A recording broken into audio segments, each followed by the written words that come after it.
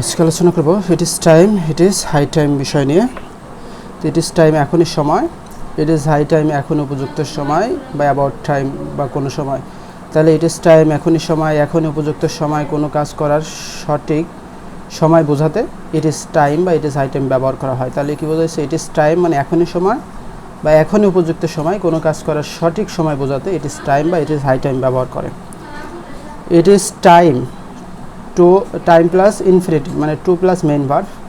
যেমন ইট ইজ টাইমের পরে টু দিব, তার মূল ভার্ব দিব। It is time for object infinitive, it is time sentence, এগুলো দেখি যে it is time to go to bed. তাহলে ইট ইজ টাইমের পরে টু প্লাস ভার্বের base form it is time for us to change our bad habit.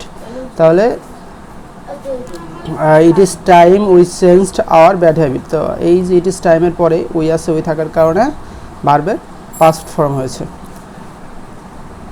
কোনো কাজ করার সঠিক সময়ের মধ্যে হয়ে গেছে আর দেরি নাও করা বোঝালে, এই মুহূর্তে কাজটি শুরু করা উচিত বোঝালে ইট ইজ টাইম অথবা অ্যাবাউট টাইম ব্যবহৃত হয়।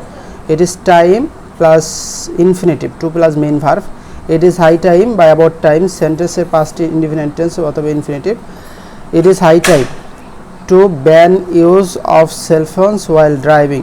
তাই ইট ইজ হাই টাইম, এটা উপযুক্ত সময়, টু ব্যান নিষেধ করা, use of cellphones while driving যখন ড্রাইভিং করে তখন সেলফোন ব্যবহার করা মানে ব্যবহার বন্ধ করা উচিত এখনই সময়।